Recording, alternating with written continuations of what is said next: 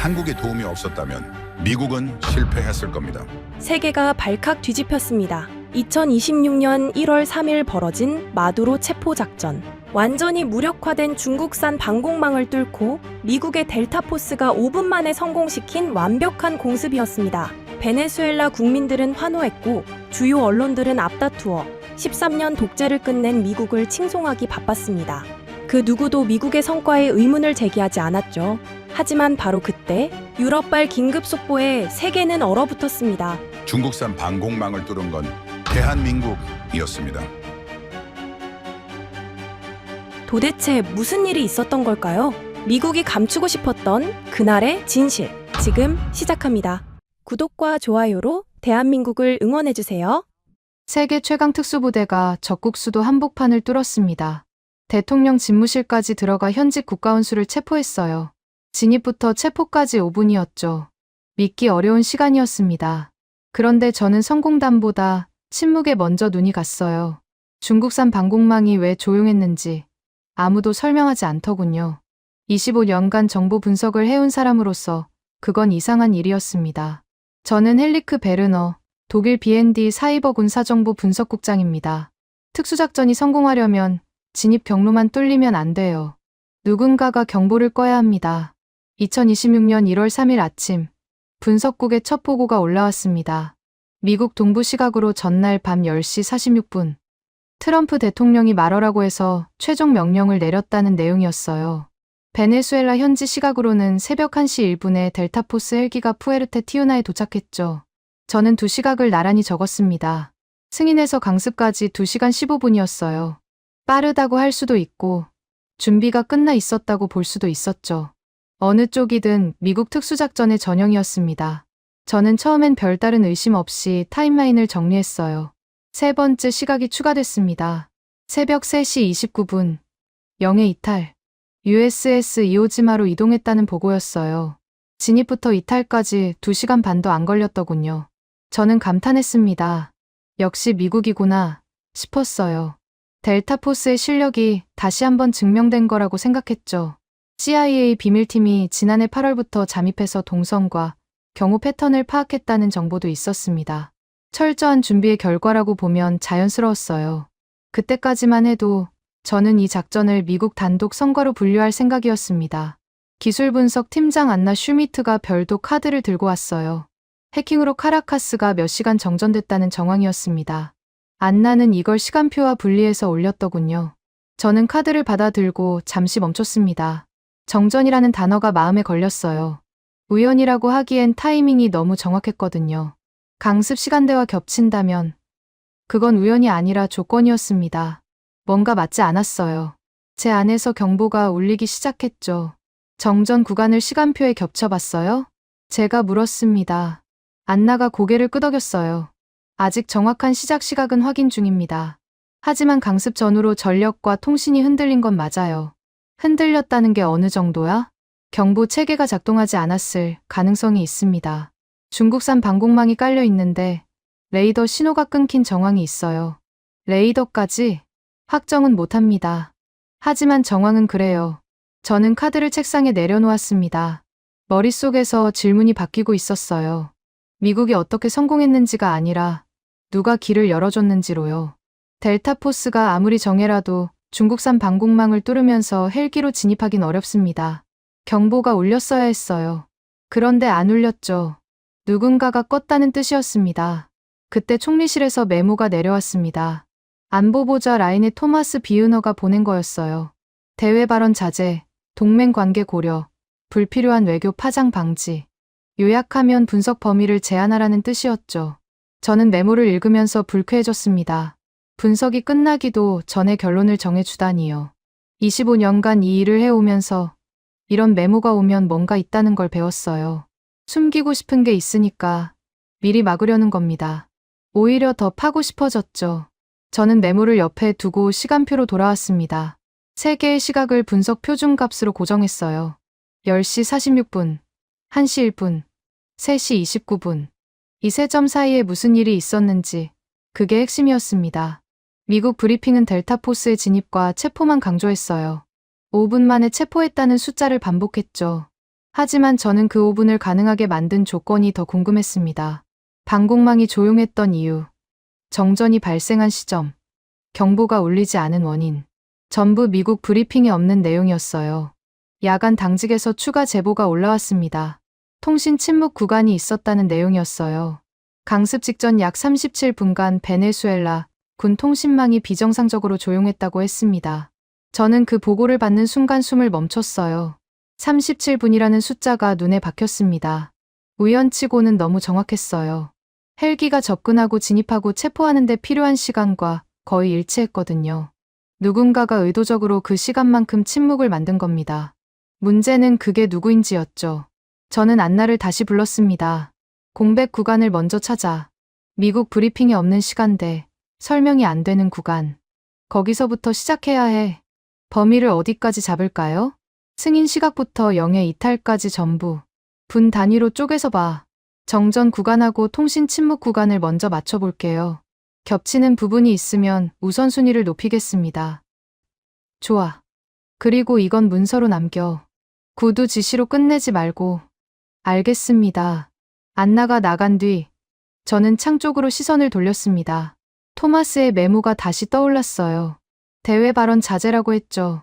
하지만 저는 발언할 생각이 없었습니다. 분석만 할 거예요.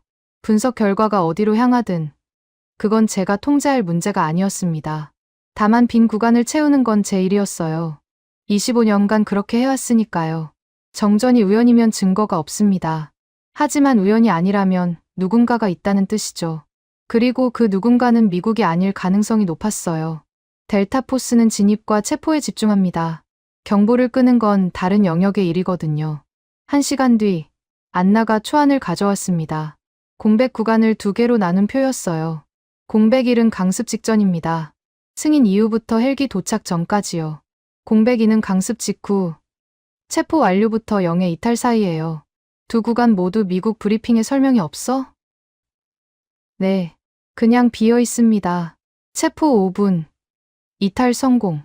그 사이는 전부 공백이에요. 정전 구간하고는 어떻게 겹쳐? 공백 1과 거의 일치합니다. 정전이 시작된 시점이 헬기 접근 시점과 맞물려요. 저는 표를 받아 들었습니다. 안나가 정리한 숫자들이 한눈에 들어왔어요. 공백 1, 공백 2. 두 구간 모두 미국 혼자서는 설명이 안 되는 시간이었습니다. 저는 처음으로 이 작전이 단독 성과가 아닐 수 있다고 확신했어요. 누군가가 있었습니다. 경보를 끄고, 침묵을 만들고, 길을 열어준 누군가가요. 우선순위는 공백 1부터 잡아. 거기서 뭐가 나오는지 보고 공백 2로 넘어가자. 알겠습니다. 내일 아침까지 상세 분석 올리겠습니다. 안나가 나가고 저는 다시 시간표를 펼쳤습니다. 3개의 시각 사이에 그려진 빈 구간들. 미국 브리핑은 성공만 말했어요. 하지만 성공에는 조건이 필요합니다. 그 조건을 누가 만들었는지 저는 찾아내야 했습니다. 중국산 방공망이 왜 조용했는지. 그게 이 장의 끝에서 핵심 의제로 확정됐습니다. 미국 단독 성과라고 부르기엔 빈 구간이 너무 많았어요.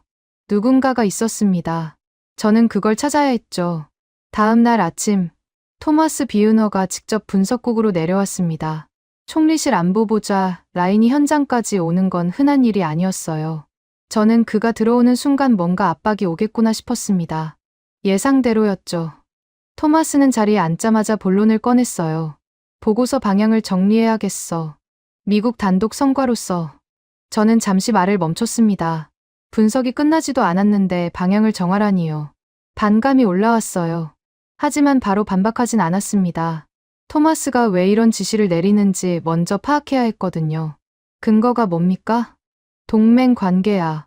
미국이 성공한 작전에 우리가 딴지를 걸 이유가 없어. 딴지가 아니라 분석입니다. 빈 구간이 있어요. 빈 구간은 내가 채우면 돼. 미국 브리핑 자료로. 저는 고개를 저었습니다. 미국 브리핑에는 그 구간이 없었어요. 체포 5분. 이탈 성공. 그 사이는 전부 비어 있었죠. 토마스는 그걸 알면서도 덮으라는 거였습니다. 저는 긴장되기 시작했어요. 단순한 행정 지시가 아니라 정치적 판단이 개입된 거였거든요. 공백 구간을 확인하기 전까지는 방향을 정할 수 없습니다. 헬리크, 복잡하게 가지 마. 미국이 잘했어. 그걸로 끝이야. 토마스는 더 이상 논쟁하지 않고 일어났습니다. 하지만 그의 표정은 분명했어요. 이건 요청이 아니라 지시라는 뜻이었죠. 저는 그가 나간 뒤에도 한동안 자리에 앉아 있었습니다. 압박의 무게가 느껴졌어요. 그래도 분석을 멈출 순 없었습니다. 오후에 또 다른 연락이 왔습니다. 유럽 방산 로비 총괄 장폴 르로이였어요. 르로이는 브뤼셀에서 활동하는 인물이었습니다. 유럽 방산 조달에 영향력이 있는 사람이었죠. 그가 왜 저한테 연락했는지 처음엔 의아했어요. 통화를 받자마자 이유를 알았습니다. 베르너 국장, 중국 방공망이 뚫렸다는 표현은 조심해야 해요. 뚫렸다고 쓴 적 없습니다. 알아요.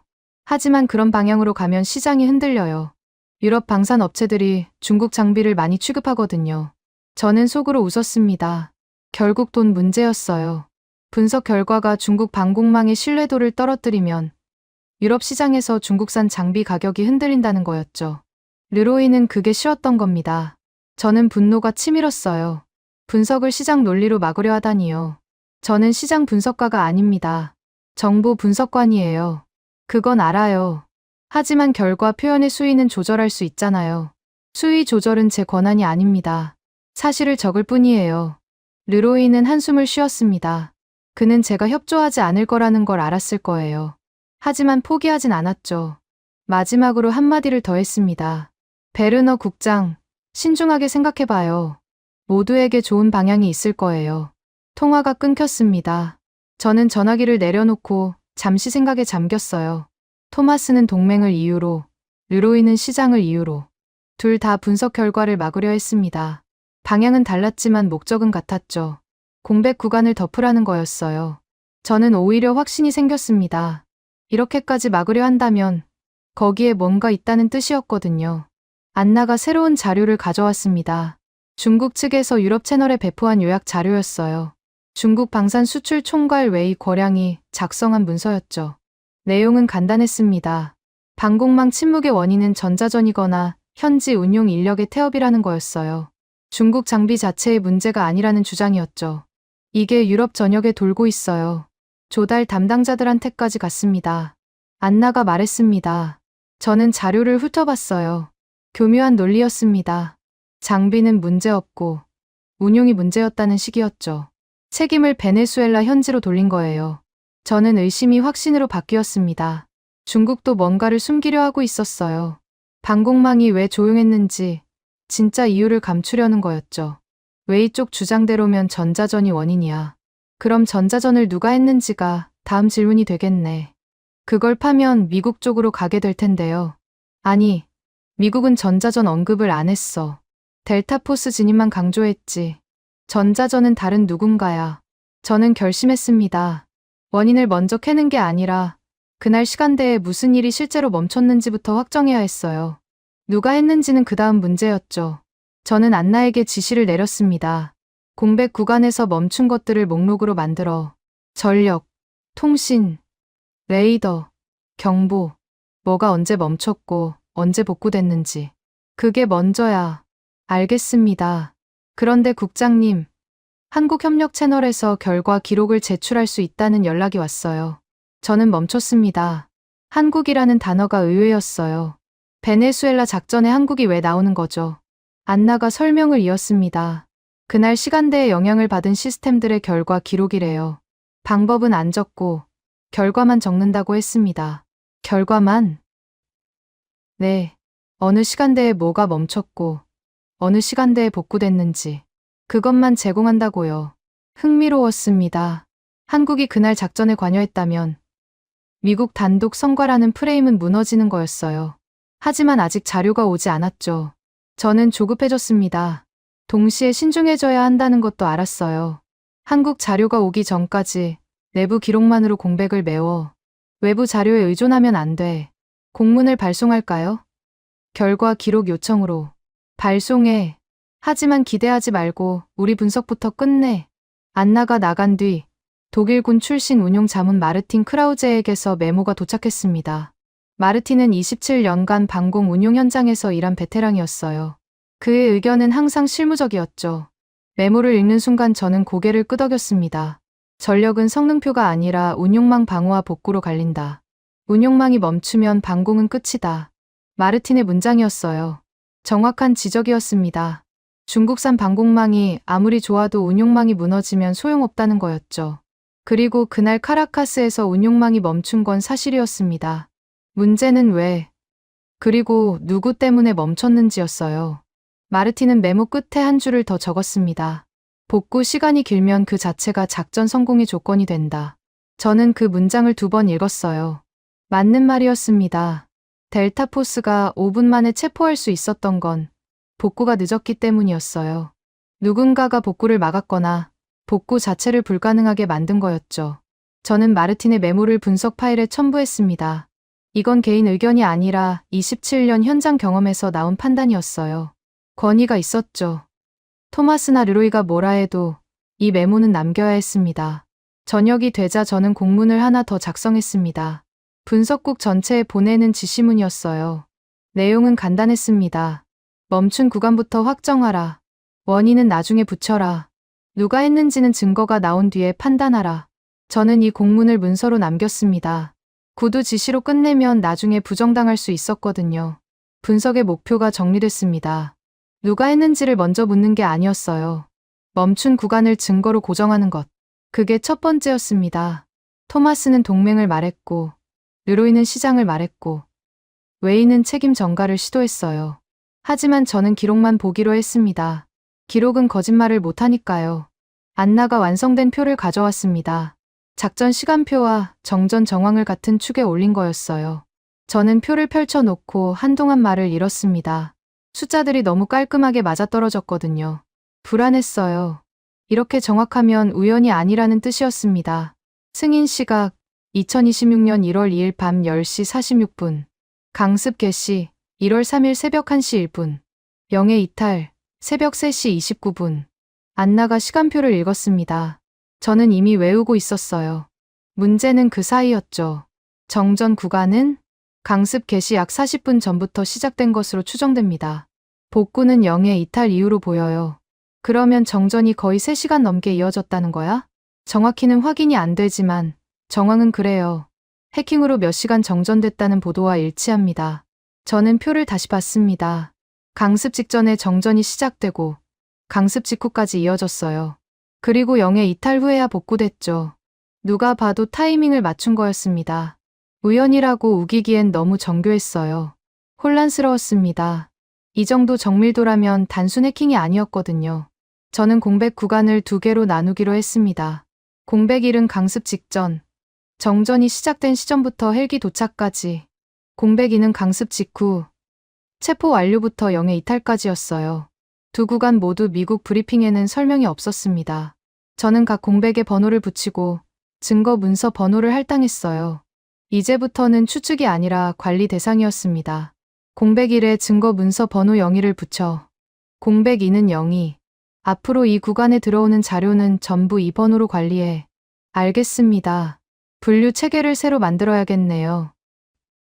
그래. 그리고 이 표는 분석국 전체에 배포해. 모두가 같은 기준으로 봐야 해. 안나가 고개를 끄덕이고 나갔습니다. 저는 잠시 숨을 골랐어요. 공백 구간을 공식화한다는 건 미국 단독 성과라는 프레임에 정면으로 도전한다는 뜻이었거든요. 토마스가 알면 좋아하지 않을 거였습니다. 하지만 저는 분석관이었어요. 정치가 아니라 증거를 따라가는 게 제 일이었죠. 오후에 예상치 못한 자료가 도착했습니다. 리카르도 메디나라는 인물이 보낸 진술서였어요. 리카르도는 중남미 지역에서 방공 시스템 운용과 정비를 담당하는 컨설턴트였습니다. 베네수엘라에서도 일한 경험이 있었죠. 그의 진술서는 짧았지만 핵심을 찔렀어요. 정전이 시작되자 경보 체계가 조용해졌다. 레이더는 켜져 있었지만 경보가 울리지 않았다. 운영 인력이 수동으로 끄지 않는 한 불가능한 상황이었다. 저는 진술서를 2번 읽었습니다. 운영 인력이 수동으로 끄지 않는 한 불가능하다. 그 말은 2가지 가능성을 가리켰어요. 첫째, 베네수엘라 내부에 배신자가 있었다. 둘째, 외부에서 운용망 자체를 장악했다. 어느 쪽이든 심각한 상황이었습니다. 저는 리카르도의 진술서에 증거 문서 번호 02를 붙였어요. 공백 1에 해당하는 자료였거든요. 리카르도 메디나? 이 사람 신뢰도는 어때? 안나에게 물었습니다. 안나가 파일을 확인했어요. 15년 경력입니다. 베네수엘라 외에도 콜롬비아, 에콰도르에서 일했어요. 중국산 장비 운용 경험이 많고 현지 평판은 좋은 편이에요. 그럼 진술 신뢰도는 높다고 봐도 되겠네. 네, 개인적 이해관계가 있어 보이진 않습니다. 저는 진술서를 파일에 넣었습니다. 이제 공백일에 구체적인 증언이 붙은 거였어요. 경보가 조용해졌다는 사실이 추측에서 진술로 바뀌었죠. 진지해졌습니다. 이건 단순한 해킹 사고가 아니었어요. 누군가가 의도적으로 방공망의 경보 기능을 무력화한 거였습니다. 그때 웨이 거량 쪽에서 새로운 자료가 유통됐습니다. 안나가 급히 가져왔어요. 중국 측이 유럽 채널에 다시 배포한 요약문이었습니다. 내용은 이전과 비슷했어요. 전자전이 원인이라는 주장이었죠. 다만 이번에는 구체적인 수치를 넣었더군요. 미국의 전자전 능력은 세계 최고 수준이며 해당 시간대에 전자전 항공기가 카리브해 상공에 있었을 가능성이 높다. 저는 피로감이 밀려왔습니다. 웨이는 계속 같은 논리를 반복하고 있었어요. 전자전, 전자전, 전자전. 책임을 미국 쪽으로 돌리면서 중국 장비의 문제를 덮으려는 거였죠. 하지만 저는 그 논리에 빠지고 싶지 않았습니다. 전자전이든 해킹이든 내부 배신이든 원인은 나중 문제였어요. 먼저 확정해야 할 건 무엇이 멈췄는지였습니다. 웨이 쪽 자료는 참고만 해. 원인 규명에 쓰지 마. 그럼 어떻게 정리할까요? 전자전이든 뭐든 운용망이 멈춘 건 사실이야. 그 사실부터 고정해. 원인은 증거가 나오면 붙여. 안나가 고개를 끄덕였습니다. 저는 단호해졌어요. 웨이의 논리에 휘말리면 끝이 없었거든요. 서로 책임을 떠넘기는 싸움이 될 뿐이었죠. 저는 그런 싸움에 관심이 없었습니다. 기록만 보기로 했어요. 저는 공백 구간 검증 항목을 공식 문서로 만들기로 했습니다. 각 항목에 증거 문서 번호를 붙이고 새로운 자료가 오면 해당 번호 아래에 추가하는 방식이었어요.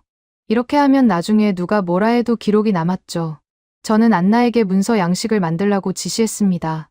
검증 항목은 4개로 잡아. 첫째, 정전 시작 및 복구 시각. 둘째, 경보 체계 작동 여부. 셋째, 통신망 상태. 넷째, 레이더 신호 유무. 각 항목마다 증거 문서를 붙여. 한국 자료가 오면 어떻게 할까요? 임의 샘플 대조를 할 거야. 한국이 제출한 시간대와 우리가 가진 시간대가 맞는지 확인해. 일치하면 신뢰도가 올라가고 안 맞으면 검증이 필요하겠지. 알겠습니다. 대조 기준도 문서로 만들어 놓을게요. 안나가 나가고 잠시 뒤 토마스에게서 메모가 또 왔습니다. 대외 표현은 순화하라는 내용이었어요. 구체적으로는 방공망 무력화라는 표현을 쓰지 말라는 거였죠. 저는 분노가 치밀었습니다. 표현을 순화하라니요. 사실을 사실대로 적는 게 왜 문제가 됩니까? 하지만 저는 절제하기로 했어요. 토마스와 싸우는 건 나중에 해도 됐거든요. 지금은 증거를 모으는 게 먼저였습니다. 저는 메모를 읽고 답장을 보내지 않았습니다. 침묵이 제 대답이었어요. 토마스가 어떻게 생각하든 저는 검증 항목을 완성할 거였습니다. 표현은 나중에 조정할 수 있어요. 하지만 검증 항목 자체를 삭제할 순 없었죠. 그건 분석의 근본을 부정하는 거였거든요. 저녁이 되자 안나가 최종 정리본을 가져왔습니다. 공백 1과 공백 2가 분 단위로 표시된 표였어요. 각 구간에 검증 항목이 붙어 있었고 증거 문서 번호도 할당돼 있었죠. 저는 표를 보면서 고개를 끄덕였습니다. 이제 공백은 추측이 아니었어요. 대조해야 할 대상이 된 거였습니다. 내일 아침에 분석국 전체 회의를 잡아 이 표를 기준으로 각자 담당 구간을 배분할 거야. 한국 자료는 언제쯤 올까요? 모르겠어. 하지만 기다리지 마. 우리 자료로 먼저 채워나가. 안나가 나가고 저는 창밖을 바라봤습니다. 그날의 공백이 이제 눈에 보이기 시작했어요. 미국 브리핑이 비운 구간, 중국이 책임을 떠넘기려는 구간. 그 구간에 뭐가 있는지 저는 찾아낼 거였습니다. 누가 막아도요. 한국 협력 채널에서 자료가 도착했습니다. 안나가 급히 들어와 파일을 내밀었어요. 저는 받아들면서도 반신반의했습니다. 한국이 베네수엘라 작전에 뭘 알고 있을까 싶었거든요. 하지만 파일을 열어보는 순간 의심이 집중으로 바뀌었어요. 기록은 간결했습니다. 어느 시간대에 무엇이 멈췄고 어느 시간대에 복구됐는지 그것만 적혀 있었어요. 방법은 비어 있었죠. 어떻게 했는지는 한 글자도 없었습니다. 결과만 나열된 표였어요. 저는 처음엔 불완전하다고 생각했습니다. 이게 무슨 소용이 있을까 싶었죠. 하지만 시간대를 보는 순간 생각이 바뀌었어요. 이 시간대, 우리 공백 구간하고 겹쳐? 안나에게 물었습니다. 안나가 노트북을 열어 대조하기 시작했어요. 저는 숨을 죽이고 기다렸습니다. 몇 분이 지났을까요? 안나가 고개를 들었어요. 공백일과 거의 정확히 일치합니다. 정전 시작 시각, 경보 침묵 구간, 복구 시점. 전부 우리 추정치와 맞아요. 오차는 분 단위로 봤을 때 최대 3분입니다. 사실상 같은 구간이에요. 저는 긴장됐습니다. 이건 우연의 일치가 아니었어요. 한국이 그날 시간대에 뭔가를 알고 있었다는 뜻이었죠. 아니, 알고 있는 정도가 아니라 관여했을 가능성이 높았습니다. 그렇지 않고서야 이렇게 정확한 시간대를 가지고 있을 리가 없었거든요. 하지만 저는 바로 믿지 않기로 했습니다. 검증이 필요했어요. 한국 측이 우리 분석을 보고 맞춰서 보냈을 가능성도 배제할 수 없었거든요. 저는 시험을 해보기로 결심했습니다. 임의 구간을 하나 골라서 재제출을 요청해봐. 어떤 구간으로요? 공백 2중에서 0에 이탈 직전 15분. 우리가 아직 상세 분석을 안 한 구간이야. 한국이 진짜 알고 있다면 이 구간도 채울 수 있을 거야. 안나가 고개를 끄덕였습니다. 공문을 작성해서 한국 협력 채널로 보냈어요. 해당 구간의 결과 기록만 다시 제출해달라는 요청이었죠. 저는 기다렸습니다. 조급했지만 동시에 냉정해지려고 노력했어요. 만약 한국이 이 구간을 채우지 못하면 처음 자료의 신뢰도도 떨어지는 거였거든요. 이틀 뒤 한국에서 회신이 왔습니다. 박정우라는 실무 총괄이 보낸 자료였어요. 저는 파일을 열기 전에 잠시 멈췄습니다. 심장이 빨라지는 걸 느꼈어요. 이게 맞으면 모든 게 바뀌는 거였거든요. 파일을 열었습니다. 0의 이탈 직전 15분의 결과표가 들어 있었어요. 역시 방법은 없었습니다. 하지만 시간대와 영향 범위는 상세했어요. 저는 안나를 불렀습니다. 대조해봐. 우리가 가진 다른 자료들하고. 안나가 작업에 들어갔습니다. 저는 옆에서 지켜봤어요. 리카르도의 진술서, 통신 침묵 제보, 정전 정황 보고. 안나가 하나씩 대조했죠. 30분쯤 지났을까요? 안나가 돌아봤습니다. 일치합니다. 오차 2분 이내예요. 저는 숨을 내쉬었습니다. 놀라웠어요. 한국이 정말로 그날 시간대를 알고 있었던 거였습니다. 우리가 임의로 고른 구간까지 정확히 채웠어요. 이건 사후에 맞춘 게 아니었습니다. 실시간으로 기록을 가지고 있었다는 뜻이었죠. 결의가 생겼습니다. 이제 미국 단독 설명으로는 빈 구간이 채워지지 않는다는 게 확실해졌거든요. 한국이 관여했어. 방법은 몰라도 결과는 맞아. 보고서에 어떻게 쓸까요? 아직 몰라. 하지만 내부 기록에는 남겨야 해. 그때 토마스에게서 전화가 왔습니다. 저는 받기 싫었지만 피할 수 없었어요. 수화기를 들자마자 토마스의 목소리가 날카롭게 들려왔습니다. 헬리크, 한국 자료 받았다며. 그거 보고서에 넣으면 안 돼. 왜요? 동맹 민감이야. 한국이 미국 작전에 개입했다는 게 알려지면 복잡해져. 개입이 아니라 협력일 수도 있잖아요. 그게 그거야. 어쨌든 표현을 순화해. 한국 언급은 빼. 저는 분노가 치밀었습니다. 증거가 나왔는데 빼라니요. 토마스는 정치를 하고 있었어요. 저는 분석을 하고 있었고요. 둘은 양립할 수 없었습니다. 하지만 저는 절제하기로 했어요. 토마스와 정면 충돌하면 분석 자체가 막힐 수 있었거든요. 표현은 조정하겠습니다. 하지만 내부 기록에는 남겨야 해요. 내부 기록도 나중에 세워나갈 수 있어. 그건 보안 문제지. 분석 문제가 아닙니다. 토마스가 한숨을 쉬었습니다. 그는 제가 완전히 물러서지 않을 거라는 걸 알았을 거예요. 하지만 완전히 포기하지도 않았죠. 최소한 한국이라는 단어는 빼. 동맹국 협력 정도로서 검토해 보겠습니다. 전화를 끊었습니다. 저는 수화기를 내려놓고 잠시 생각에 잠겼어요. 토마스의 요구를 완전히 무시할 순 없었습니다. 하지만 핵심을 포기할 생각도 없었죠. 방법을 바꾸기로 했어요. 누가 했는지를 공개 문서에 쓰지 못한다면 다른 걸 남기면 됐습니다. 저는 결론을 바꾸기로 결심했어요. 운용망 방어와 복구 기준을 조달 기준으로 올리는 거였습니다. 그렇게 하면 한국을 직접 언급하지 않아도 그날의 교훈은 제도로 남게 되죠. 마르틴이 말했던 문장이 떠올랐어요. 운용망이 멈추면 반공은 끝이다. 그걸 기준표에 넣으면 되는 거였습니다. 안나, 방호와 복구 기준 초안을 만들어봐. 지금요? 응. 운용망 방호 점검. 장애 발생 시 복구 시간 기록. 복구 권한 체계. 검증 가능한 결과 기록 보유. 이 네 가지를 항목으로 만들어 조달 기준에 넣을 건가요? 그게 목표야. 한국을 쓰지 못해도 기준은 남길 수 있어. 안나가 이해했다는 표정으로 고개를 끄덕였습니다. 저는 결단을 내린 거였어요. 정치적 제약 안에서 할 수 있는 최선을 찾은 거였죠. 토마스가 표현을 막아도 기준표는 막을 수 없을 거였습니다. 기준표는 의견이 아니라 절차거든요. 저는 한국 자료를 다시 펼쳐봤습니다. 방법은 비어 있었지만 결과는 정확했어요. 어떻게 했는지는 몰라도 무엇이 멈췄고 언제 복구됐는지는 알 수 있었죠. 그리고 그 시간대가 델타포스의 작전 시간과 정확히 맞물렸습니다. 우연이 아니었어요.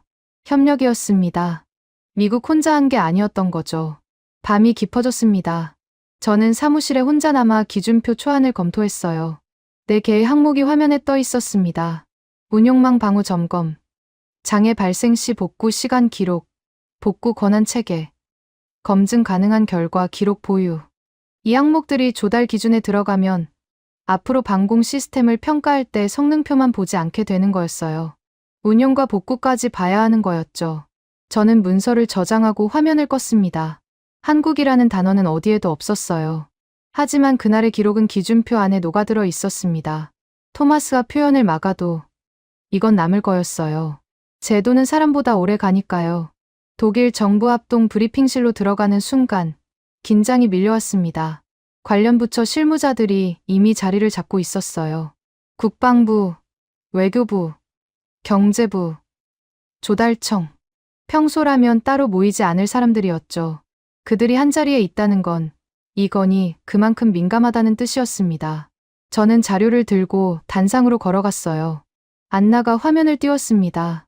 시간표와 정전 정황, 그리고 한국이 제출한 결과 기록을 같은 축에 올린 대조표였어요. 저는 표를 가리키며 설명을 시작했습니다. 2026년 1월 3일 새벽 1시 1분 델타포스 헬기가 카라카스에 도착한 시각입니다. 그런데 그 약 40분 전부터 정전이 시작됐어요. 경보 체계가 조용해졌고 통신망도 침묵했습니다. 참석자들이 화면을 주시했습니다. 몇몇은 메모를 했어요. 저는 계속 말을 이었죠. 정전은 0의 이탈 이후까지 이어졌습니다. 새벽 3시 29분 USS 이오지마로 이동할 때까지요. 총 3시간 가까이 카라카스의 방공망은 제 기능을 못했습니다. 원인은 뭡니까? 국방부 쪽에서 질문이 나왔어요. 저는 고개를 저었습니다. 원인은 아직 확정하지 못했습니다. 전자전일 수도 있고 해킹일 수도 있어요. 하지만 중요한 건 원인이 아닙니다. 멈췄다는 사실이에요. 그리고 그 시간대를 정확히 기록한 자료가 있습니다. 저는 한국이 제출한 결과 기록을 가리켰습니다. 방법은 비어 있었지만 시간대와 영향 범위는 상세했어요. 참석자들의 표정이 달라졌습니다. 이게 뭔가 싶은 얼굴이었죠. 이 기록은 협력 채널을 통해 받은 겁니다. 어느 시간대에 뭐가 멈췄고 어느 시간대에 복구됐는지만 적혀 있어요. 우리가 가진 시간표와 대조해봤습니다. 거의 정확히 일치했어요. 일치 오차는요? 분 단위로 최대 3분입니다. 사실상 같은 구간이에요. 회의실이 조용해졌습니다. 저는 그 침묵의 의미를 알았어요. 미국 단독 성과라는 프레임이 흔들리고 있었거든요. 누군가가 경보를 껐고 그 누군가는 미국이 아니었습니다. 대조표가 그걸 증명하고 있었죠. 그때 한국 협력 채널의 박정호가 추가 자료를 제출했습니다. 0의 이탈 직전 구간의 결과 기록이었어요. 제가 임의로 요청했던 구간이었죠. 박정호는 화상 연결로 참석해 있었습니다. 요청하신 구간 자료입니다. 시간대별 영향 범위를 다시 정리했어요. 저는 자료를 받아 대조표에 추가했습니다. 안나가 화면을 갱신했어요. 새로운 자료도 기존 시간표와 일치했습니다. 오차 2분 이내였죠. 저는 확신이 생겼어요. 한국은 그날 시간대를 실시간으로 기록하고 있었던 거였습니다. 방법은 몰라도 결과는 맞습니다. 이게 제 결론이에요. 제가 말했습니다. 참석자들 사이에서 웅성거림이 일었어요. 경계하는 눈빛도 있었고 고개를 끄덕이는 사람도 있었죠. 저는 발표 범위를 정리했습니다. 누가 했는지는 공개 문서에 쓰지 않겠습니다. 하지만 동맹 협력 없이는 설명이 안 되는 구간이 있다는 건 기록으로 남겨야 해요. 그때 운용 자문 마르틴 크라우제가 손을 들었습니다. 27년 현장 경험을 가진 베테랑이었죠. 그의 발언은 항상 무게가 있었어요. 운용망이 멈추면 방공은 끝입니다. 이 문장을 내부 문서에 넣어야 해요. 기준으로 만들어야 합니다. 어떤 형태로요? 조달 기준에 운용망 방호와 복구 항목을 추가하는 거죠. 성능표만 보면 안 됩니다. 운용이 무너지면 아무 소용이 없어요. 저는 고개를 끄덕였습니다. 마르틴의 말이 맞았어요. 그날 카라카스에서 중국산 방공망은 성능이 문제가 아니었습니다. 운용망이 멈췄던 거였죠. 경보가 안 울렸고, 통신이 끊겼고, 복구도 늦었어요. 그게 델타포스의 오분을 가능하게 만든 조건이었습니다. 회의실 한쪽에서 예상치 못한 인물이 발언을 요청했습니다. 최기철이라는 이름이었어요.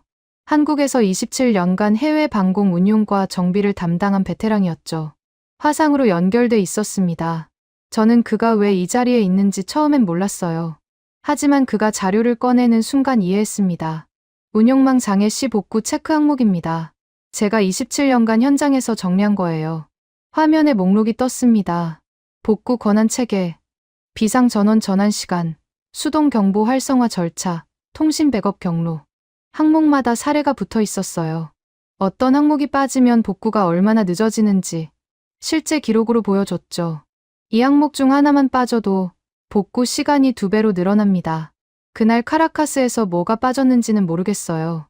하지만 복구가 늦었다는 건 확실하죠. 저는 놀랐습니다. 최기철의 자료는 단순한 의견이 아니었어요. 27년 현장 경험에서 나온 체크리스트였죠. 존중이 느껴졌습니다. 이런 자료를 가진 사람이 한국에 있었던 거였어요. 이 항목들을 평가 기준에 넣을 수 있을까요? 제가 물었습니다. 최기철이 고개를 끄덕였어요. 넣으셔도 됩니다. 공개 가능한 수준으로 정리했어요. 민감한 부분은 뺐습니다. 저는 안나에게 자료를 받으라고 지시했습니다. 마르틴이 요구한 운용 기준과 최기철의 복구 체크 항목, 둘을 합치면 완전한 평가 체계가 되는 거였어요. 확신이 결단으로 바뀌었습니다. 그때 르로이가 끼어들었습니다. 유럽 방산 로비 총괄이었죠. 그는 처음부터 불편한 표정이었어요. 베르너 국장, 이 자료를 외부에 공개하면 시장이 흔들립니다. 중국산 장비 신뢰도 문제로 번질 수 있어요. 외부 공개는 제한하겠습니다. 제한이 아니라 아예 빼야 해요. 내부 기록으로도 남기면 안 됩니다. 저는 분노가 치밀었습니다. 르로이는 시장 논리로 분석을 막으려 하고 있었어요. 하지만 저는 절제하기로 했습니다. 감정적으로 대응하면 오히려 불리해지거든요. 내부 기록은 남겨야 합니다. 다음에 같은 일이 생기면 참고해야 하니까요. 그럼 책임은 누가 집니까? 기록의 책임은 제가 집니다. 공개 여부는 별개의 문제예요. 르로이가 입을 다물었습니다. 그는 더 이상 반박하지 못했어요. 저는 결정을 내렸습니다. 외부 공개는 제한합니다. 하지만 내부 기록은 전부 남깁니다. 대조표, 결과 기록, 복구 체크 항목, 전부요. 회의실이 다시 조용해졌습니다. 저는 해방감을 느꼈어요. 토마스의 압박, 르로이의 방해, 둘 다 넘긴 거였죠. 완전히 이긴 건 아니었지만 핵심은 지켰습니다. 내부 기록으로 남기겠다는 결정. 그게 중요했어요. 안나가 합동 브리핑 문서 초안을 화면에 띄웠습니다. 문서 하단에 한 줄이 추가돼 있었어요. 동맹 협력 없이는 설명이 안 되는 구간이 확인됨. 운용망 방호 및 복구, 기준 보강 필요. 저는 그 문장을 보면서 고개를 끄덕였습니다. 한국이라는 단어는 없었어요. 하지만 한국의 존재는 그 문장 안에 들어 있었죠. 빠져나갈 구멍이 사라진 거였습니다. 회의가 끝나고 참석자들이 하나둘 나갔습니다. 저는 자리에 남아 화면을 바라봤어요. 대조표의 숫자들이 눈에 박혔습니다. 1시 1분, 3시 29분. 그 사이에 공백을 채운 건 미국이 아니었어요. 다른 누군가였습니다. 그리고 그 누군가의 기록이 지금 제 손에 있었죠. 미국 혼자 아니었습니다. 그게 오늘 확정된 결론이었어요.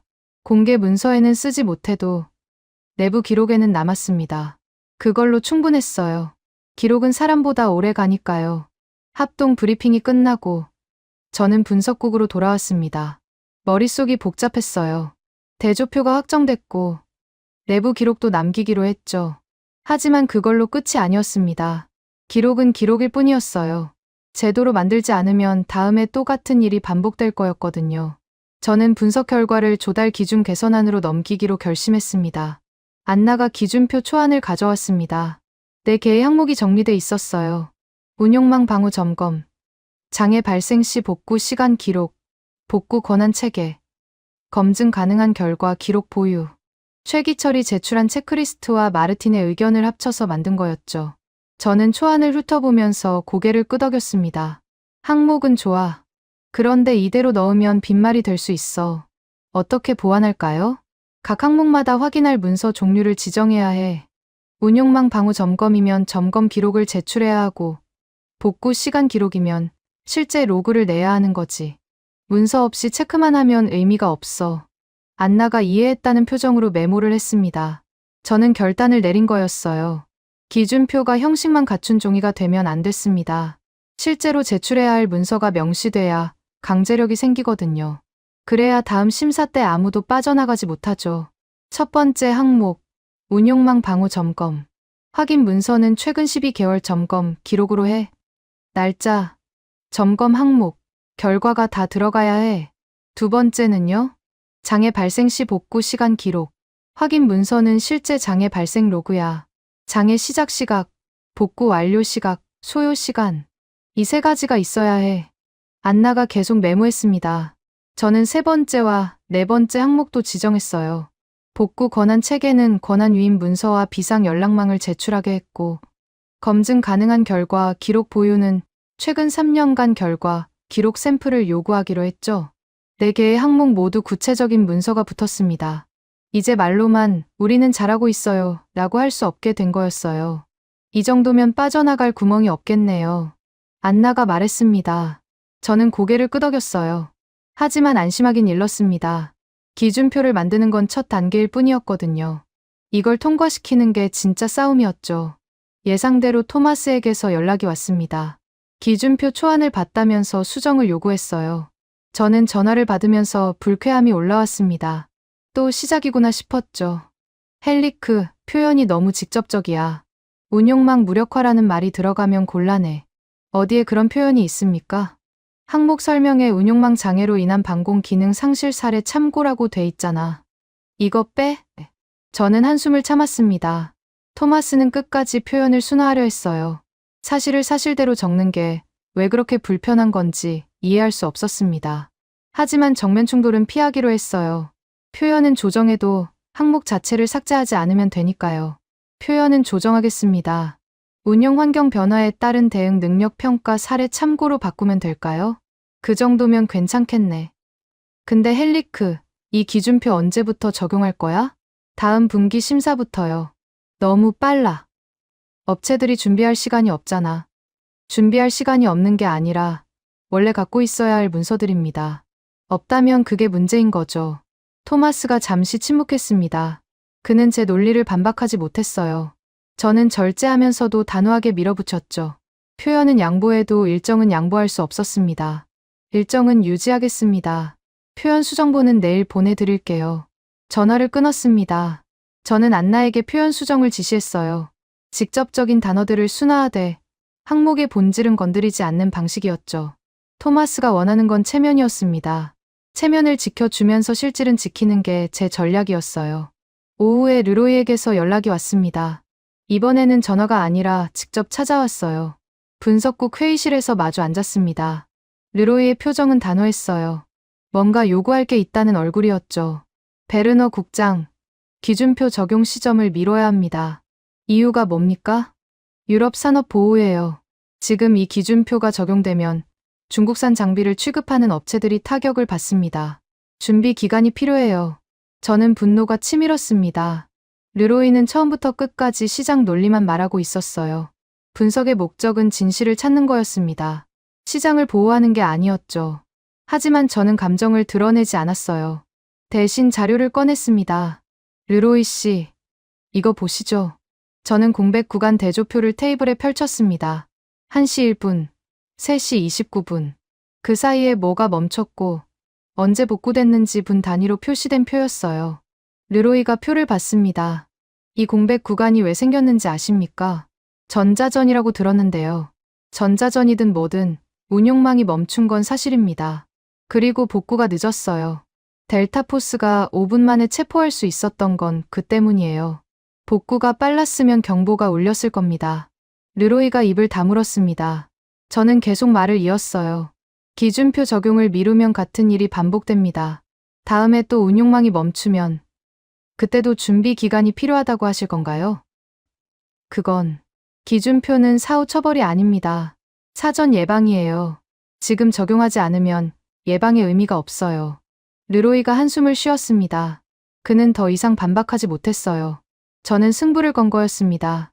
공백 구간 대조표가 제 무기였죠. 이 표 앞에서는 시장 논리가 통하지 않았어요. 사실이 논리를 이긴 거였습니다. 적용 시점은 유지하겠습니다. 대신 첫 심사는 평가만 하고 점수 반영은 다음 분기부터 하겠습니다. 그 정도 유예는 드릴 수 있어요. 르로이가 고개를 끄덕였습니다. 완전한 승리는 아니었지만 핵심은 지켰어요. 기준표 적용 시점은 그대로였고 항목도 삭제되지 않았죠. 점수 반영만 한 분기 미뤄진 거였습니다. 그 정도는 양보할 수 있었어요. 르로이가 나간 뒤 저는 안나에게 최종 확정 지시를 내렸습니다. 기준표 적용 일정을 문서로 만들어 관련 부처에 통보하라고 했어요. 국방부, 외교부, 경제부, 조달청, 합동 브리핑에 참석했던 모든 부처에 갔습니다. 통보문 발송 완료했습니다. 다음 분기 심사부터 적용이에요. 안나가 보고했습니다. 저는 고개를 끄덕였어요. 안정감이 느껴졌습니다. 싸움이 끝난 건 아니었지만 큰 고비는 넘긴 거였죠. 저는 기준표를 다시 펼쳐봤습니다. 4개의 항목과 각 항목에 붙은 확인 문서 목록. 이제 다음 심사 때는 누구도 말로만 때울 수 없게 됐어요. 문서를 내야 했습니다. 문서가 없으면 점수가 떨어지고 점수가 떨어지면 계약에서 밀리죠. 그게 제도의 힘이었어요. 싸움의 성격이 바뀌었습니다. 더 이상 누가 했느냐, 누구 책임이냐의 주장 싸움이 아니었어요. 다음 심사 때 무엇을 제출해야 하느냐, 그게 새로운 질문이 됐죠. 저는 그 질문을 만들어낸 거였습니다. 창밖을 바라봤습니다. 그날의 공백이 기준표 안에 녹아들었어요. 1시 1분부터 3시 29분까지. 그 시간 동안 무슨 일이 있었는지 세상은 몰라도 조달 기준은 알게 됐습니다. 운용망이 멈추면 반공은 끝이다. 그 교훈이 제도가 된 거였죠. 최종 검토 회의가 열렸습니다. 기준표 적용 전 마지막 점검이었어요. 회의실에는 익숙한 얼굴들이 앉아 있었습니다. 토마스, 르로이, 그리고 화상으로 연결된 웨이 거량. 저는 이 세 사람이 마지막까지 무언가를 요구할 거라는 걸 알고 있었어요. 긴장됐지만 동시에 준비돼 있었습니다. 토마스가 먼저 입을 열었습니다. 예상대로였죠. 헬리크, 기준표는 통과시키겠어. 대신 조건이 있어. 뭡니까? 주체 단정 금지야. 내부 기록에도 특정 국가를 지목하면 안 돼. 동맹 협력이라는 표현까지만 허용할게. 저는 잠시 생각했습니다. 토마스의 요구는 예상 범위 아니었어요. 한국이라는 단어를 직접 쓰지 못하게 하는 거였죠. 분노가 올라왔지만 동시에 계산도 했습니다. 주체를 쓰지 못해도 기록은 남길 수 있었어요. 대조표가 있으니까요. 대조표를 보면 누구든 방향을 알 수 있었습니다. 동맹 협력으로 쓰겠습니다. 대신 대조표는 그대로 첨부합니다. 대조표에 국가명이 있잖아. 국가명은 없어요. 협력 채널이라고만 돼 있습니다. 어느 나라인지는 안 적혀 있어요. 토마스가 눈을 가늘게 떴습니다. 그는 제가 빠져나갈 구멍을 만들어 뒀다는 걸 눈치챘을 거예요. 하지만 반박할 근거가 없었죠. 협력 채널이라는 표현은 특정 국가를 지목하지 않으니까요. 형식적으로는 그의 조건을 지킨 거였습니다. 좋아. 그 선에서 정리해. 토마스가 물러났습니다. 저는 절제하면서도 안도했어요. 첫 번째 관문을 넘긴 거였죠. 르로이가 바로 이어서 말했습니다. 그는 끝까지 포기하지 않았어요. 베르너 국장, 기준표 항목 중에서 검증 가능한 결과 기록 보유 항목을 빼야 합니다. 이유가 뭡니까? 이 항목이 들어가면 대부분의 업체가 탈락해요. 결과 기록을 체계적으로 보관하는 곳이 거의 없거든요. 그게 문제라면 보관하게 만들어야죠. 기준표의 목적이 그겁니다. 현실적으로 불가능해요.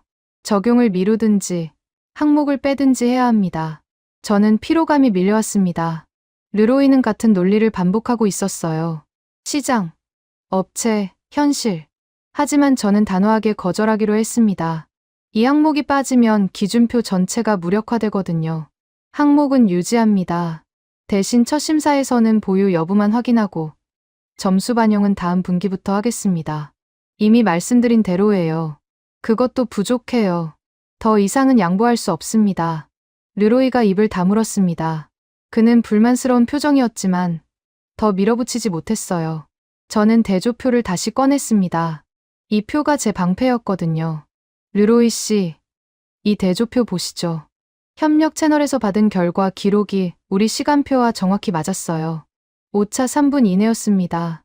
이런 기록을 가진 곳이 있었기 때문에 검증이 가능했던 거예요. 이 항목이 없으면 다음에는 검증 자체가 불가능합니다. 르로이가 대조표를 봤습니다. 숫자들이 빼곡하게 적힌 표였어요. 그는 반박할 말을 찾지 못했죠. 사실 앞에서는 논리가 힘을 잃었습니다. 그때 화상 화면에서 웨이 고량이 발언을 요청했습니다. 저는 예상했어요. 웨이는 처음부터 끝까지 같은 주장을 반복해 왔으니까요. 베르너 국장, 저희 쪽 분석 자료를 다시 제출합니다. 검토해 주십시오. 화면에 문서가 떴습니다. 내용은 이전과 똑같았어요. 전자전이 원인이고 현지 운용 인력의 태업이 있었다는 주장이었죠. 중국 장비 자체의 문제가 아니라는 결론이었습니다. 저는 냉정하게 봤어요. 웨이는 끝까지 책임을 회피하려 하고 있었습니다. 웨이 총괄, 이 자료는 이미 검토했습니다. 원인에 대한 주장은 참고만 하고 있어요. 참고만요? 저희 분석이 틀렸다는 겁니까? 틀렸다고 말한 적 없습니다. 다만 저희는 원인보다 결과를 먼저 봅니다. 운용망이 멈춘 건 사실이에요. 원인이 전자전이든 태업이든 멈춘 건 변하지 않습니다. 웨이가 잠시 침묵했습니다. 그는 제 논리를 반박하지 못했어요. 저는 확신이 생겼습니다. 웨이의 주장은 방어용이었지 진실을 밝히려는 게 아니었거든요. 그래서 결과 앞에서 힘을 잃는 거였죠. 기준표에 저희 자료를 반영해 주십시오. 반영할 부분이 없습니다. 원인 규명은 기준표의 목적이 아니에요. 방어와 복구 능력을 평가하는 게 목적입니다. 웨이가 더 이상 말하지 않았습니다. 저는 해방감을 느꼈어요. 세 사람의 요구를 모두 넘긴 거였죠. 토마스의 표현 통제, 르로이의 항목 삭제, 웨이의 책임 전가. 셋 다 막아냈습니다. 저는 대조표를 회의 참석자들에게 다시 배포했습니다. 삭제할 항목이 없다는 걸 확인시키기 위해서였어요. 이 대조표가 기준표의 근거입니다. 협력 채널의 결과 기록과 우리 시간표가 일치했어요. 이 사실을 부정하지 않는 한 기준표의 항목을 삭제할 이유가 없습니다. 참석자들이 대조표를 다시 펼쳤습니다. 몇몇은 숫자를 하나씩 확인했어요. 승인 시각, 강습 개시, 영의 이탈. 그 사이의 정전 구간과 결과 기록. 전부 맞아떨어졌죠. 고개를 끄덕이는 사람들이 보였습니다. 빼기 어렵다는 반응이었어요. 안나가 제출 문서 목록을 배포했습니다. 기준표 각 항목에 필요한 문서가 정리된 표였어요. 운용망 방호 점검은 점검 기록, 장애 발생 시 복구 시간은 로그 기록, 복구 권한 체계는 위임 문서, 검증 가능한 결과 기록은 샘플 자료. 4개의 항목에 4종류의 문서가 붙었습니다. 다음 분기 심사부터 이 문서들을 제출해야 합니다. 제출하지 않으면 해당 항목 점수가 0점 처리돼요. 안나가 설명했습니다. 참석자들이 목록을 봤어요. 이제 말로만 때우는 건 불가능해졌습니다. 문서가 없으면 점수가 떨어지고 점수가 떨어지면 계약에서 밀리죠. 그게 제도의 힘이었어요. 회의가 끝나갈 무렵 저는 마지막으로 한 문장을 추가했습니다. B&D 내부 최종 분석 메모에 들어갈 문장이었어요. 작전 성공 구간에서 동맹 협력 정황이 확인되며 운용망 방어와 복구 기준이 필수다. 이 문장이 내부 기록으로 남게 됐습니다. 한국이라는 단어는 없었어요. 하지만 동맹 협력이라는 표현 안에 한국이 들어 있었죠. 대조표를 보면 누구든 방향을 알 수 있었습니다.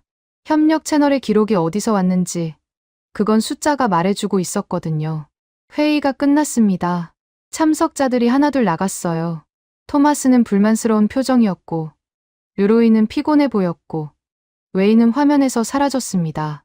저는 자리에 남아 대조표를 다시 봤어요. 1시 1분부터 3시 29분까지. 그 사이에 무슨 일이 있었는지 이제 내부 기록으로 남았습니다. 미국 혼자 아니었어요. 그게 오늘 확정된 결론이었습니다. 공개 발언으로는 말하지 못해도 기록이 남았어요. 기준표가 적용되고 제출 문서 목록이 배포됐습니다. 다음 심사부터는 누구도 빠져나갈 수 없게 됐죠. 안나가 마지막으로 물었습니다. 국장님, 이걸로 끝인가요? 저는 고개를 저었어요. 끝이 아니야. 시작이지. 기준표는 만들어졌어. 이제 지켜지는지 봐야 해. 창밖을 바라봤습니다. 그날의 공백이 제도가 됐어요. 한국의 존재가 기록으로 남았고 그 기록은 사람보다 오래 갈 거였습니다. 저는 그걸로 충분했어요. 외부 발표는 깔끔하게 정리됐습니다. 마두로 체포 작전은 미국 특수작전의 승리로 보도됐어요. 델타포스의 신속한 진입, 5분 만에 체포, 완벽한 이탈, 영웅담이었죠. 그날의 공백은 어디에도 언급되지 않았습니다. 정전도, 통신 침묵도, 경보가 조용했던 이유도요. 저는 뉴스를 보면서 씁쓸했어요. 진실은 다른데 세상은 보고 싶은 것만 보는구나 싶었죠. 하지만 내부는 달랐습니다. 기준표가 적용됐어요. 안나가 공문과 제출 목록을 관련 부처에 배포했습니다. 다음 분기 심사부터 운용망 방호와 복구 항목이 평가에 들어간다는 내용이었죠. 문서가 없으면 점수가 떨어지고 점수가 떨어지면 계약에서 밀린다. 그게 새로운 규칙이 됐습니다. 배포 완료했습니다. 조달청, 국방부, 경제부 전부요. 안나가 보고했습니다. 저는 고개를 끄덕였어요. 안도감이 밀려왔습니다. 토마스의 압박, 르로이의 방해, 웨이의 책임 전가. 셋 다 넘겼어요. 기준표는 살아남았고 제출 목록도 확정됐죠. 이제 말로만 때우는 시대는 끝난 거였습니다.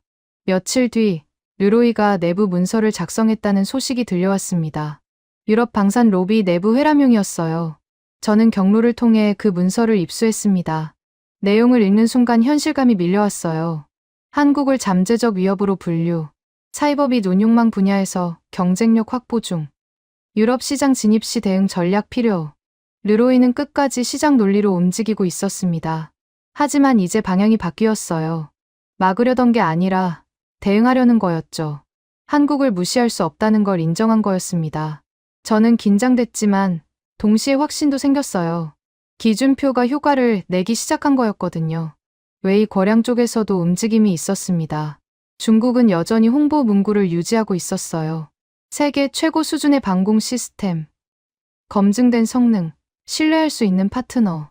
하지만 실무에서는 달라졌습니다. 다음 분기 심사에서 중국 업체들이 제출 목록을 채우지 못했다는 보고가 올라왔어요.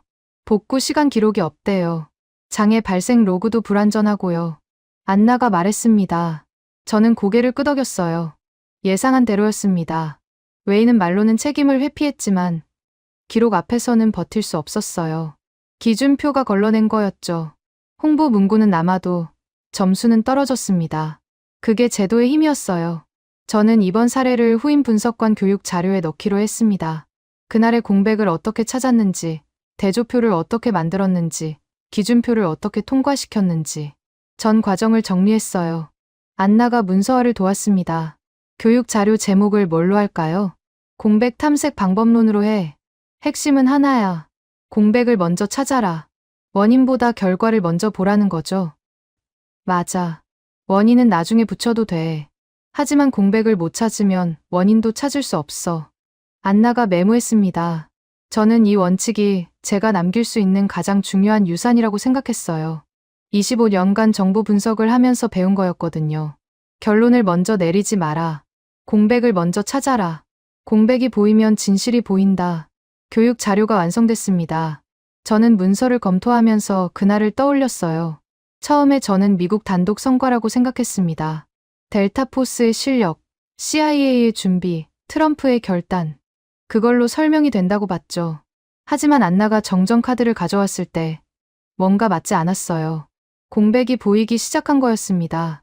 공백 1, 공백 2. 두 구간을 분 단위로 쪼개고 증거 문서 번호를 붙이고 한국 기록과 대조했어요. 결과는 일치했습니다. 오차 3분 이내였죠. 그 순간 미국 단독이라는 프레임이 무너졌어요. 누군가가 있었습니다. 경보를 끄고 침묵을 만들고 복구를 늦춘 누군가가요. 한국이라는 단어는 공개 문서에 쓰지 못했습니다. 토마스가 막았거든요. 하지만 대조표는 남았어요. 협력 채널의 기록이 우리 시간표와 정확히 맞았다는 사실. 그건 숫자로 증명됐습니다. 숫자는 거짓말을 못하죠. 저는 내부 기록 보관 등급을 상향했습니다. 이번 사례 관련 문서들을 장기 보존으로 분류한 거예요. 10년, 20년 뒤에도 누군가가 이 기록을 볼 수 있게요. 그때쯤이면 정치적 민감성도 사라질 거였습니다. 그러면 진실이 더 명확하게 드러나겠죠. 보관 등급 상향 완료했습니다. 장기 보존으로 분류됐어요. 안나가 보고했습니다. 저는 담담하게 고개를 끄덕였어요. 할 수 있는 건 다 한 거였습니다. 기준표를 만들고, 제출 목록을 확정하고, 내부 기록을 남기고, 교육 자료를 만들었어요. 이제 나머지는 시간이 해결할 일이었죠. 창밖을 바라봤습니다. 베를린의 하늘은 흐렸어요. 하지만 제 마음은 맑았습니다. 그날의 공백을 찾았고, 그 공백을 채운 기록이 있었고, 그 기록의 방향 끝에 한국이 있었어요. 칭찬이 아니라 현실이었습니다. 한국은 말로 자랑하지 않았어요. 기록으로 증명했죠. 저는 그게 진짜 힘이라고 생각했습니다. 미국 단독 신화는 세상에 남았습니다. 뉴스는 여전히 델타포스의 영웅담을 보도하고 있었어요. 하지만 기준은 바뀌었습니다. 다음 심사부터는 운용망 방어와 복구가 평가 항목에 들어갔어요. 문서가 없으면 점수가 떨어지고, 점수가 떨어지면 계약에서 밀리죠. 그게 그날의 교훈이 남긴 유산이었습니다. 저는 자리에서 일어났습니다. 안나가 다음 일정을 알려줬어요. 새로운 분석건이 들어왔다고 했죠. 저는 고개를 끄덕이고 회의실로 향했습니다. 한 건이 끝나면 다음 건이 시작되는 거였어요. 정보 분석관의 일상이었죠. 하지만 그날의 기록은 남았습니다. 기준표 안에, 내부 문서 안에, 교육 자료 안에. 한국이라는 단어는 없어도 한국의 존재는 숫자로 새겨져 있었어요. 협력 채널의 결과 기록, 오차 3분 이내의 대조표, 운용망 방어와 복구 기준. 그게 제가 남긴 거였습니다. 결론은 칭찬이 아니라 현실이었어요.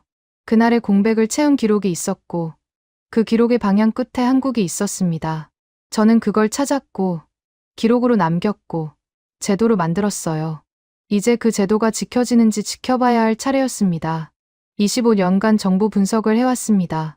앞으로 얼마나 더 할 수 있을지는 몰라요. 하지만 이번 거는 기억에 남을 거였습니다. 공백을 먼저 찾아라.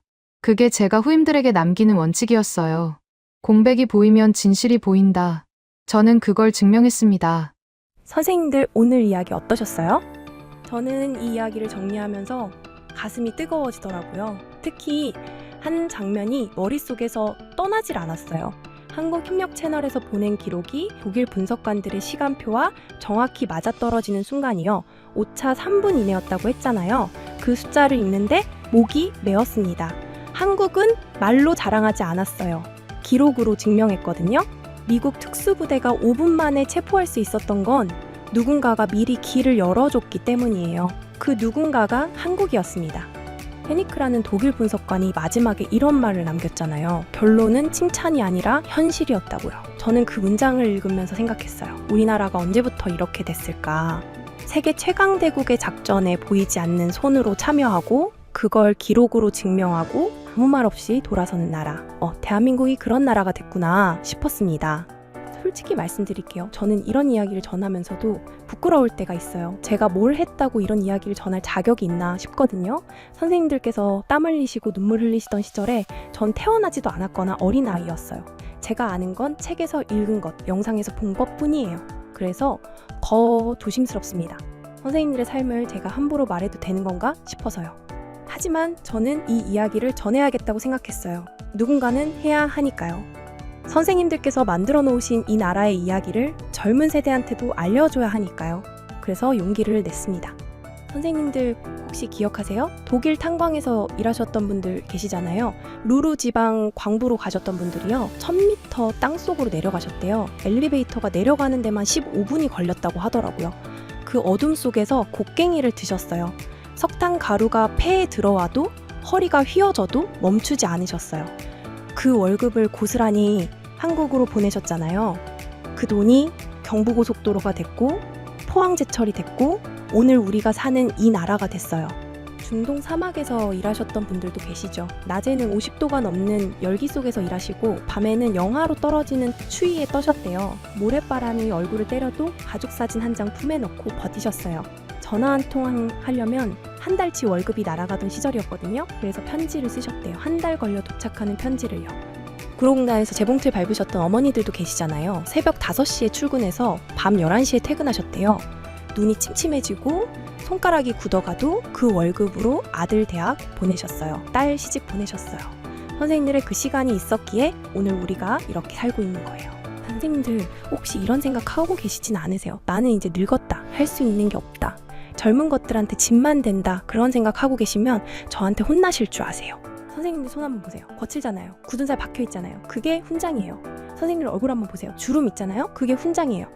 그 손으로, 그 얼굴로 이 나라를 만드신 거예요. 맨손으로 시작해서 세계가 인정하는 나라를 만드셨어요. 독일 정보기관이 한국 기록을 보고 놀라는 나라를요. 미국 특수부대 작전에 보이지 않는 손으로 함께하는 나라를요. 저는 선생님들이 영웅이라고 생각해요. 뉴스에 나오는 영웅 말고요. 진짜 영웅이요. 소리 없이 일하고 기록으로 증명하고 아무 말 없이 돌아서는 영웅이요. 오늘 이야기 속 한국이 그랬잖아요. 자랑하지 않았어요. 기록만 남겼어요. 선생님들도 그러셨어요. 자랑하지 않으셨어요. 그냥 일하셨어요. 그게 진짜 힘이에요. 선생님들, 저는 앞으로도 이런 이야기 전해드릴게요.